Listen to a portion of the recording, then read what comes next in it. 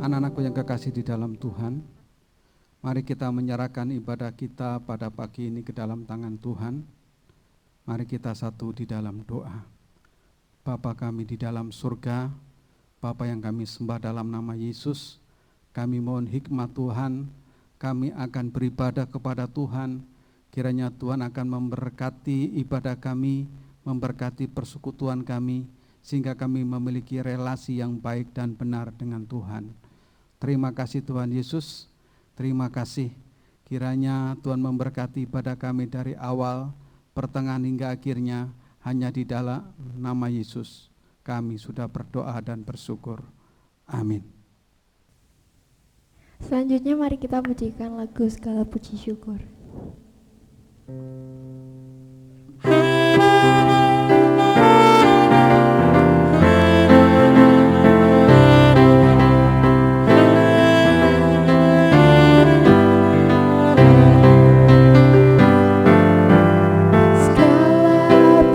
Syukur hanya bagimu Tuhan, sebab Kau yang layak dipuja. Kami mau bersorak tinggikan nama-Mu. Haleluya. Soraklah haleluya, soraklah haleluya, haleluya.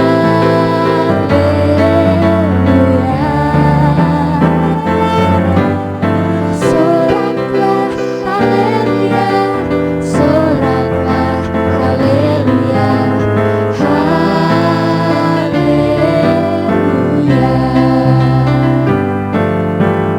Segala puji syukur hanya bagimu Tuhan, sebab Kau yang layak dipuja. Kami mau bersorak tinggikan nama-Mu. Haleluya. Soraklah haleluya, soraklah haleluya, haleluya. Soraklah haleluya, soraklah haleluya,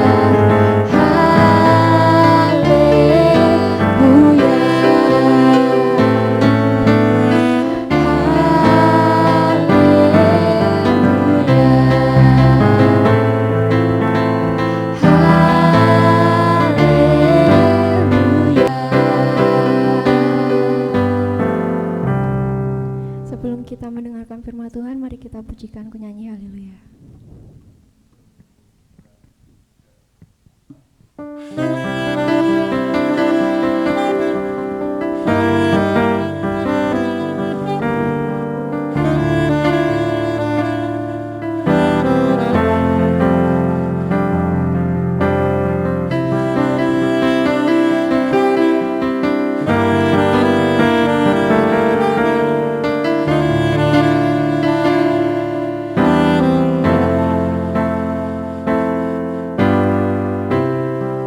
Bapa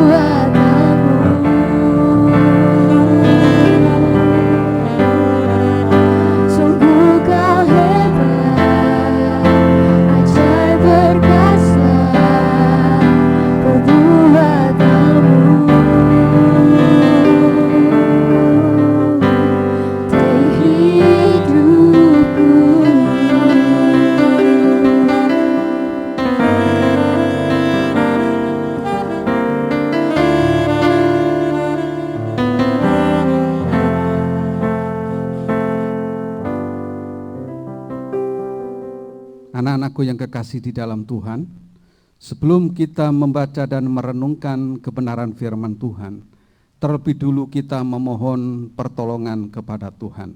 Mari kita satu di dalam doa. Bapa kami yang di surga, pada pagi ini Tuhan Yesus, kami akan merenungkan kebenaran firman Tuhan. Tuhan memberikan hikmat, kekuatan, dan wibawa kuasa Roh Kudus, supaya kami juga boleh memahami kebenaran firman Tuhan dan melakukan di dalam kehidupan kami sebagai anak-anak Tuhan. Terima kasih Bapa di surga, terima kasih. Berkatilah Tuhan Yesus kebenaran firman Tuhan pada pagi ini, supaya menjadi sumber kekuatan bagi anak didik kami. Terpujilah Bapa di surga, di dalam nama Yesus Tuhan dan Juru Selamat kami sudah berdoa. Amin. Anak-anakku yang kekasih di dalam Tuhan, teks firman Tuhan pada pagi ini terambil dari Injil menurut Matius pasal yang ke-7, ayat yang pertama sampai ayat yang ke-5. Ya, Injil menurut Matius pasal yang ke-7, ayat yang pertama sampai ayat yang ke-5. Demikianlah firman Tuhan. Jangan kamu menghakimi supaya kamu tidak dihakimi. Karena dengan penghakiman yang kamu pakai untuk menghakimi, kamu akan dihakimi, dan ukuran yang kamu pakai untuk mengukur akan diukurkan kepadamu. Mengapakah engkau melihat selumbar di mata saudaramu, sedangkan balok di dalam matamu tidak engkau ketahui? Bagaimanakah engkau dapat berkata kepada saudaramu, biarlah aku mengeluarkan selumbar itu dari matamu, padahal ada balok di dalam matamu? Hai orang munafik, keluarkanlah dahulu balok dari matamu, maka engkau akan melihat dengan jelas untuk mengeluarkan selumbar itu dari mata saudaramu. Anak-anakku yang kekasih di dalam Tuhan, tema kita pada pagi ini melakukan sesuatu hal yang terbaik untuk orang lain. Melakukan sesuatu hal yang terbaik untuk orang lain. Latar belakang teks firman Tuhan pada pagi ini, bagaimana Tuhan Yesus mengajar kepada para murid maupun orang banyak saat Tuhan Yesus di bukit. Banyak hal yang dilakukan oleh Tuhan Yesus dalam pengajarannya, termasuk di dalamnya adalah hal menghakimi. Firman Tuhan pada pagi ini mengajar kita tentang kehidupan secara praktis, bagaimana kita melakukan atau menilai orang lain, bukan hanya sekedar melihat orang lain terlebih dulu, tetapi kita juga melihat pribadi kita sebagai anak Tuhan. Firman Tuhan mengatakan, jangan kamu menghakimi, supaya kamu tidak dihakimi. Tuhan Yesus mengajarkan hal ini kepada para murid maupun orang banyak tentang menghakimi. Kata menghakimi di dalam bahasa Yunani ditulis dengan istilah krinete. Krinete itu berasal dari kata dasar krino yang artinya menilai seseorang sebagai pihak yang bersalah atau pihak yang keliru, pada umumnya dinilai secara negatif. Kata krino juga memiliki pengertian menganggap, ya, menganggap orang lain sebagai sesuatu yang salah atau yang negatif menurut pandangan kita. Kata krino juga memiliki pengertian menetapkan atau memutuskan seseorang sebagai yang bersalah menurut pandangan kita secara pribadi terhadap orang lain. Oleh karena itu dikatakan jangan menghakimi merupakan satu larangan untuk membuat penilaian terhadap orang lain atau membuat penilaian anggapan terhadap orang lain maupun memutuskan bahwa seseorang itu bersalah atau keliru. Nah, anak-anakku yang kekasih di dalam Tuhan, Tuhan Yesus mengajarkan hal ini kepada para murid maupun orang banyak. Pada prinsipnya supaya kita itu tidak gegabah menghakimi orang lain. Mengapa demikian? Karena menghakimi orang lain tentu kita boleh melihat pribadi kita. Apakah pribadi kita ini lebih baik daripada orang yang kita nilai atau orang yang kita anggap memiliki hal-hal yang negatif menurut pandangan kita. Ada beberapa alasan mengapa kita tidak boleh menilai orang lain. Yang pertama, mengapa kita tidak boleh menilai orang lain atau menghakimi orang lain? Kita adalah manusia yang tidak sempurna. Kita manusia yang tidak sempurna di hadapan Tuhan maupun juga di hadapan sesama kita. Oleh karena itu penilaian kita kadang-kadang penilaian yang kurang tepat dan kurang bijak. Karena hal itu akan merugikan pribadi kita, diri kita, karena kita mudah gegabah menilai orang lain. Yang kedua, mengapa kita tidak boleh menilai orang lain dengan secara terburu-buru? Karena di dalam diri kita itu biasanya penilaian kita itu tidak jujur. Penilaian kita itu tidak objektif terhadap orang lain. Padahal kita juga tidak memahami orang lain itu seperti apa, kehidupannya seperti apa. Tetapi kadang-kadang kita itu bisa memberikan penilaian begitu mudah, sehingga hal itu juga akan merugikan pribadi kita maupun juga dengan orang lain. Dalam hal relasi, tentu kita akan berhati-hati untuk menilai orang lain. Yang ketiga, mengapa kita tidak boleh menilai orang lain? Karena hanya Tuhan saja yang bisa menilai itu dengan sempurna. Karena Tuhan tahu apa yang ada di dalam kehidupan kita. Tuhan tahu apa yang ada di dalam kehidupan orang lain. Oleh karena itu, kita perlu belajar sebagaimana yang dilakukan oleh Tuhan Yesus di dalam pengajarannya. Bahkan dikatakan di dalam ayat yang ketiga, mengapakah engkau melihat selumbar di mata saudaramu, sedangkan dibalok di dalam matamu tidak engkau ketahui. Anak-anakku yang kekasih di dalam Tuhan, ya, Tuhan Yesus menggunakan suatu perumpamaan tentang selumbar dan balok. Ya. Selumbar dalam bahasa Yunani ditulis karphos. Ya. Dalam kata kerja itu menggunakan kata karfo, yaitu menjadi kering. Artinya selumbar adalah ranting yang kering atau serpihan yang kering yang berupa butiran-butiran kecil. Ya. Nah, kadang-kadang butiran-butiran kecil ini bisa terbang, bisa saja mengenai mata seseorang.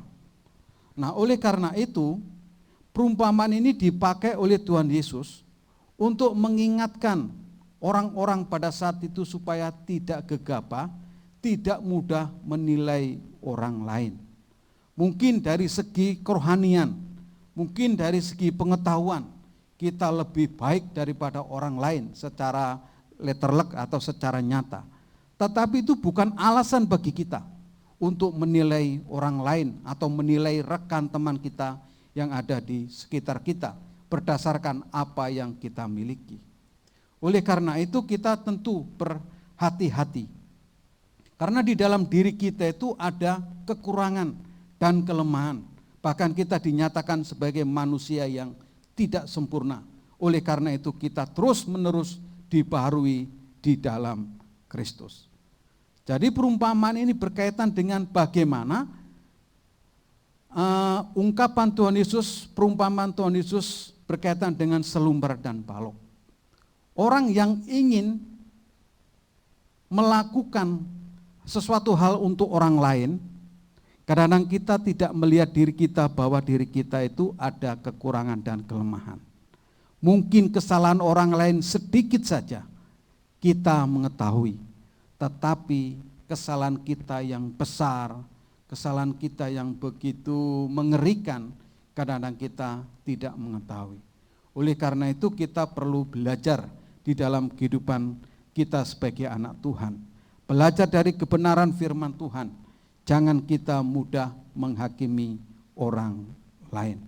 Oleh karena itu, kalau kita mudah menghakimi orang lain tanpa melihat pribadi kita, maka kita akan dikatakan sebagai orang yang munafik. Orang yang munafik adalah orang yang tidak menunjukkan jati diri yang aslinya. Dirinya penuh dengan tipuan. Nah, oleh karena itu orang munafik, orang yang menggunakan topeng, tidak menunjukkan jati dirinya sebagai anak Tuhan. Oleh karena itu jangan kita berperilaku munafik sebagai orang percaya. Berperilakulah sebagai anak Tuhan yang hidupnya mengandalkan Tuhan, yang hidupnya berserah kepada Tuhan. Karena Tuhanlah yang memiliki kehidupan. Oleh karena itu kita patut menyerahkan hidup kita kepada Tuhan, karena Tuhanlah yang patut menilai hidup kita. Nah, anak-anakku yang kekasih di dalam Tuhan Yesus Kristus, banyak hal, pekerjaan-pekerjaan yang membawa nama baik di dalam kehidupan kita sebagai anak Tuhan. Ya.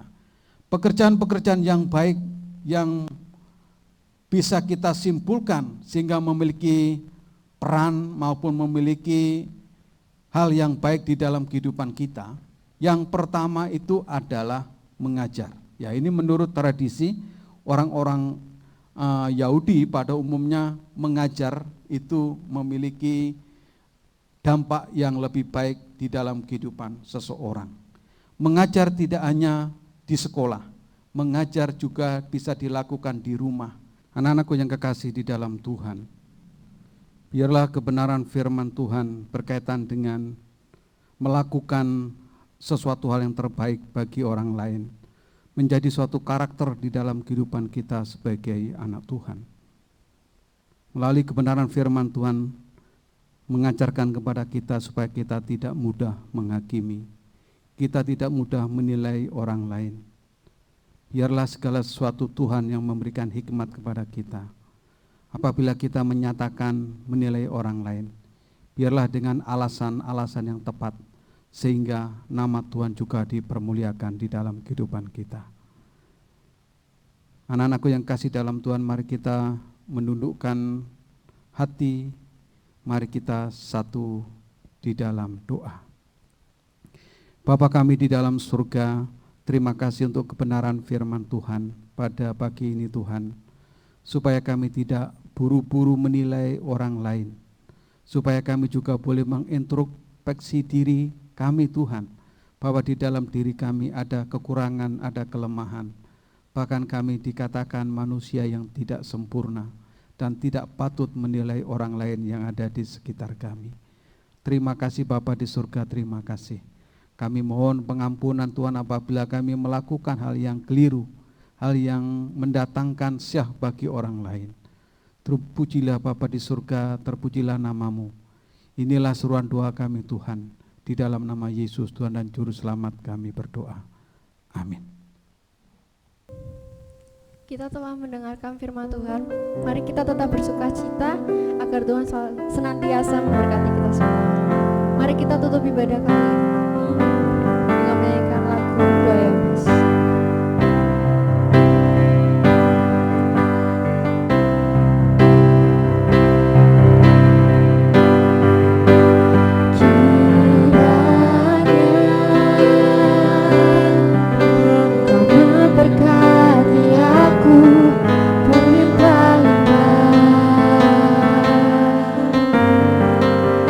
Tak memperlukan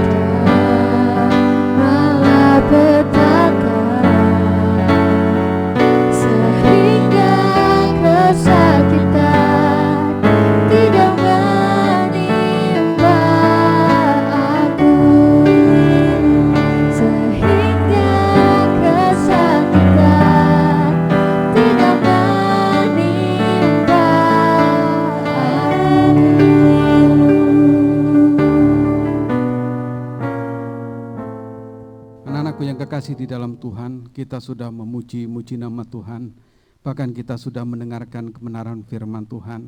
Kiranya melalui ibadah kita pada pagi ini, kita merasakan kasih dan kemurahan dan pemeliharaan Tuhan. Mari kita satu di dalam doa untuk mengakhiri persekutuan kita pada pagi ini. Bapa kami di dalam surga, Bapa yang kami sembah di dalam nama Tuhan Yesus, kami mohon berkat-Mu Tuhan melalui setiap kebenaran firman Tuhan yang boleh kami dengarkan pribadi lepas pribadi, dan jadikan kami anak-anak Tuhan yang memiliki rasa takut kepada Engkau Tuhan. Terima kasih Tuhan Yesus, jadikan kami pelaku firman Tuhan dengan hati yang rendah, dengan hati yang berserah kepada Tuhan. Karena segala sesuatu hanya Tuhan yang menjadikan kami berhasil, hanya Tuhan yang menjadikan kami memiliki hati seperti Engkau. Terima kasih Bapa di surga, terima kasih. Hanya di dalam nama Yesus Tuhan dan Juru Selamat kami berdoa. Amin.